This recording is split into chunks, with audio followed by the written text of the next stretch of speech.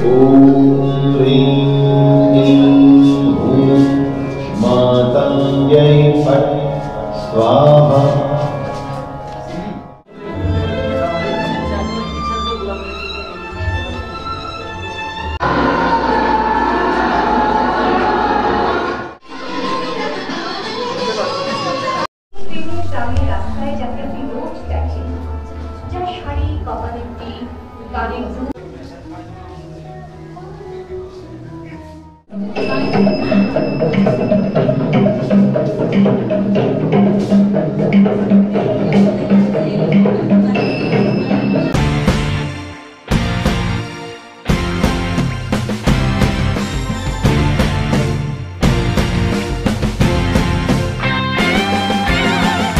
নমস্কার বন্ধু, স্বাগত জানাই তোমাদের নিজস্ব চ্যানেল D&Dতে।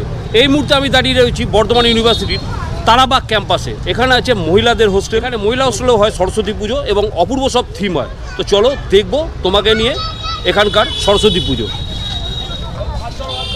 এই হচ্ছে তারাবাগ ক্যাম্পাস। এই জায়গাটাতে কিন্তু প্রচুর গাছ আর পুকুর, দেখো অপূর্ব সুন্দর একটা পরিবেশ।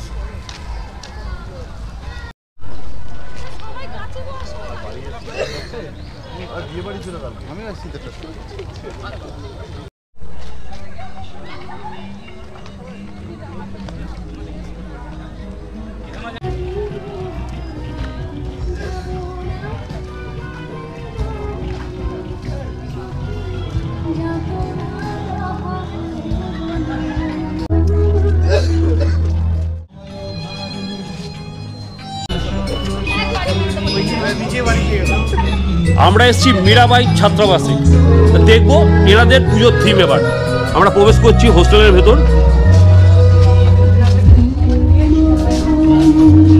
পোড়ামাটির কাজ লেখা রয়েছে এখানে, শিক্ষিত হতে চাই, নারীরা পরাধীন নয়, যৌতুক বন্ধ। একটা দারুণ কথা, নারীরা মাথা উঁচু করে বাঁচুক, অপূর্ব সব কথা, অবহেলা আর নয়, জীবন হোক সুখের, বাল্যবিবাহ আর নয়।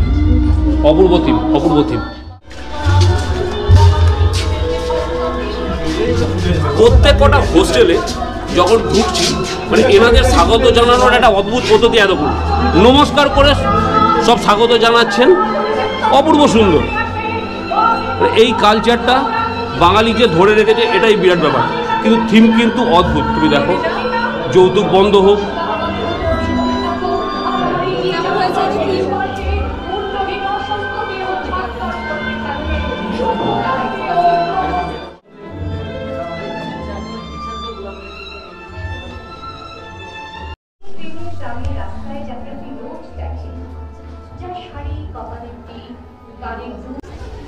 এইখানে রয়েছে মাটির কলসি, ওপরে লাল সালু দিয়ে বাঁধা এবং ছড়িয়ে আছে অনেকগুলো কাগজ। কেন, এনাদের থিমটা কিসের ওপর জেনে নেবো এই হোস্টেলের ছাত্রীদের কাছ থেকে। ভিডিওটার সঙ্গে থাকো। কি হতো, আগেকার দিনে সম্পদ কিন্তু হাড়ির ভেতর রাখা হতো। তো সম্পদ বলতে আমরা কি বুঝতাম, সোনা দানা টাকা পয়সা এসব। কিন্তু আমার মতে মনে হয় বর্তমান সমাজে সম্পদ হচ্ছে শিক্ষা। তো তার জন্য আমরা হাড়ির ভেতরে এই বইগুলো ভরেছি। তো আপনাদের কোশ্চেন আসতেই পারে যে এরকমভাবে বইগুলো কেন ছড়ানো ছিটানো রয়েছে। তো আপনি যদি লক্ষ্য করেন সমাজের দিকে, তাহলে সমাজে কিন্তু শিক্ষাটা চারিদিকে কিন্তু ছড়ানো ছিটানোই থাকে। সেগুলোকে আমাদেরকে কুড়িয়ে একত্রিত করতে হয় এবং সেটাকে বই হিসেবে গ্রহণ করতে হয়। তো আমরা এটাই সিম্বলাইজ করার চেষ্টা করেছি যে এখানে যে বইগুলো ছড়ানো ছিটানো রয়েছে সেগুলো আমরা পড়াবো এবং সেটাকে একটা বই হিসেবে গ্রহণ করব। তবে আমরা প্রকৃত শিক্ষায় অর্জিত হতে পারবো, তবে আমরা সমাজকে আলোকিত করতে পারবো। আপনার নামটা যদি বলেন। তন্দ্রা কবিরাজ। দিদি,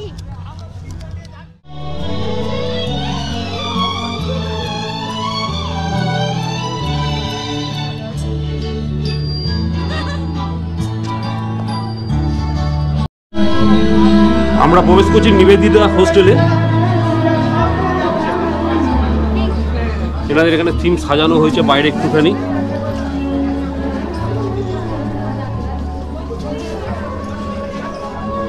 দেখবো, আমরা ভেতরে ঢুকবো।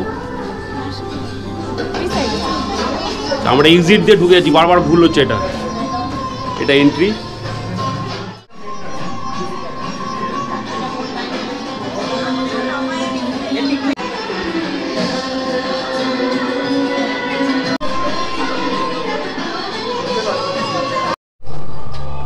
বিভিন্ন রকম প্রতিকৃতি রয়েছে এখানে, দেখো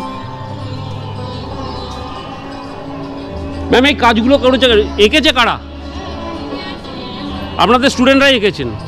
অপূর্ব সুন্দর আর্ট কিন্তু প্রত্যেকটা, দেখো চারধারে কিন্তু রয়েছে এরকম কাজ, অপূর্ব কাজ কিন্তু। আরে বাবা, বাবা মহাদেবের একটা মূর্তি দেখো।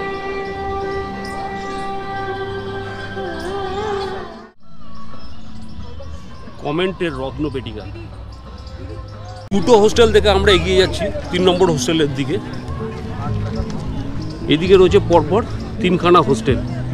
আমরা এগুলো রাতের বেলায় আরও বেশি ভালো লাগবে, কিন্তু রাতের বেলায় প্রচণ্ড ভিড় হয়।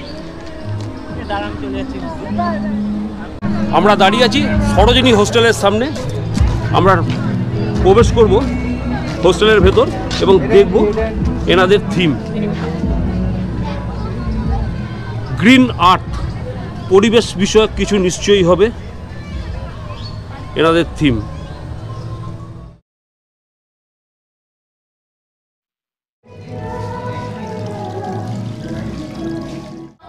অফ করে দিতে বলে, একদম বল ইন্টারভিউ অফ, একদম ফুল অফ।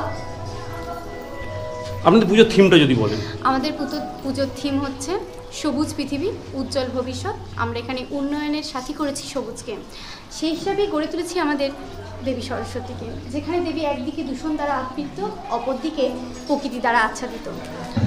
আমাদের এখানে দূষণ প্রতিরোধে নানা রকম পন্থা গ্রহণ করা হয় বর্তমানে, কিন্তু এইভাবে যদি আমরা দূষণ নিয়ন্ত্রণের সবকটা পন্থা মেনে চলি, কোথাও হয়তো কিছুটা হলে উন্নয়নের পথে তো বাধা সৃষ্টি হয়। সেক্ষেত্রে আমরা সমর্থন করছি স্থিতিশীল উন্নয়নকে, এবং সেই স্থিতিশীল উন্নয়নের 15 নম্বর ধারায় মানব উন্নয়নে সবুজের ভূমিকাকে বেছে নিয়েছি। এখানে আমরা যে দূষণ ঘটছে সে নিয়ন্ত্রণের পন্থা হিসাবে সবুজকে তার পাশাপাশি গড়ে তুলছি। দূষণ ঘটছে ঠিক আছে, কিন্তু এটাকে আমরা একদিনে হঠাৎ করে বন্ধ করতেও পারবো না, বা একদিনে নিয়ন্ত্রণও করতে পারবো না। তাই আমরা ধাপে ধাপে গাছ লাগাবো, পৃথিবীতে সবুজ বৃদ্ধি করব।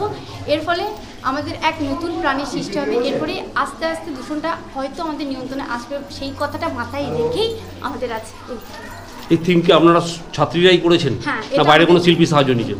বাইরের শিল্পী বলতে কিছু কিছু কাজ যেমন আমাদের দ্বারা সম্ভব নয়, যেমন সেগুলো ছাড়া, যেমন ওই প্রতিমাটা, ওটাও আমাদের হয়তো ওটা থিমে দাদা করে দিয়েছে। বাদ থেকে এখানে যে থার্মোকলের কাজগুলো, এগুলো সব আমাদের ছাত্রীদের এখানে সরোজিনী হোস্টেল আবাসিকাদের নিজের হাতে তৈরি।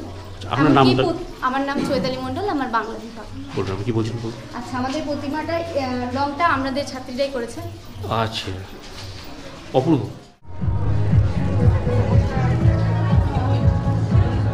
আমরা এখন প্রীতিলতা হোস্টেলের সামনে, চলো প্রবেশ করছি হোস্টেলের ভেতর। এটা হচ্ছে মেন গেট। দেখো প্রত্যেক কটা জায়গাতে কিন্তু এক অবস্থা।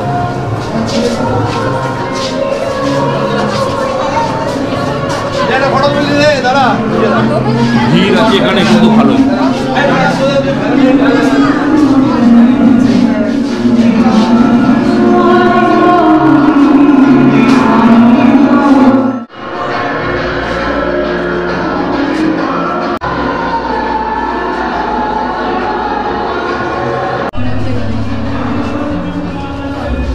এনাদের থিম হচ্ছে এবছর রাজস্থান।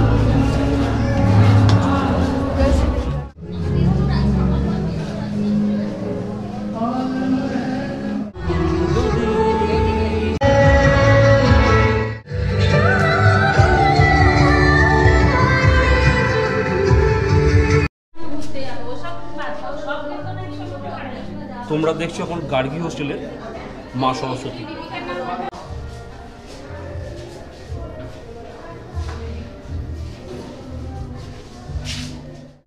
চারটে হোস্টেল দেখে আমরা এসেছি পঞ্চম হোস্টেলের দিকে। আমরা প্রবেশ করব সেই হোস্টেলে।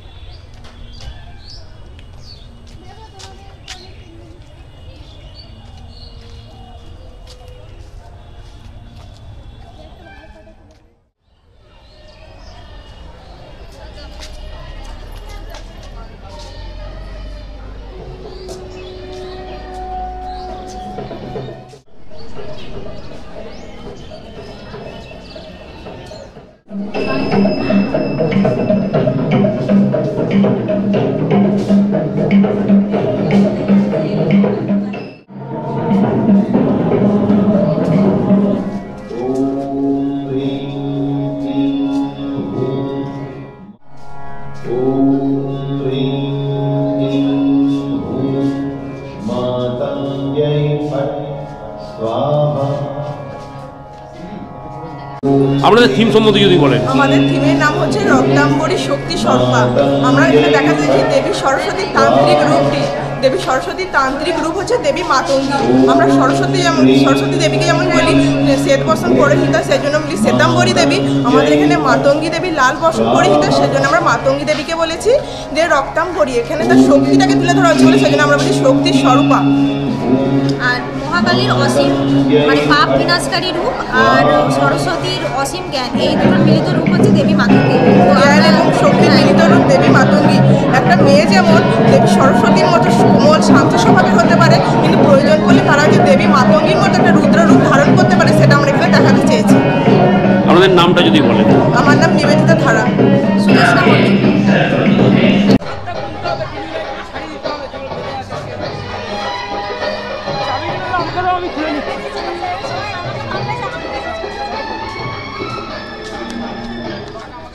এটা হচ্ছে সেলফি জোন।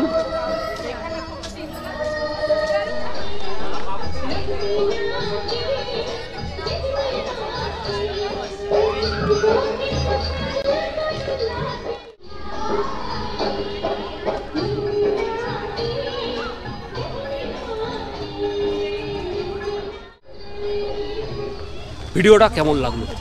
যদি ভালো লাগে তাহলে লাইক দিও, বন্ধুদের সাথে শেয়ার করো। যদি আমাদের চ্যানেলে প্রথম এসে থাকো তাহলে সাবস্ক্রাইব করো। আমরা হাজির হব বর্ধমান তথা বাংলার এরকম বিভিন্ন অজানা অদেখা কাহিনী নিয়ে। দেখা হবে অন্য কোনো ভিডিওয়। ভালো থেকো বন্ধু। জয় হিন্দ।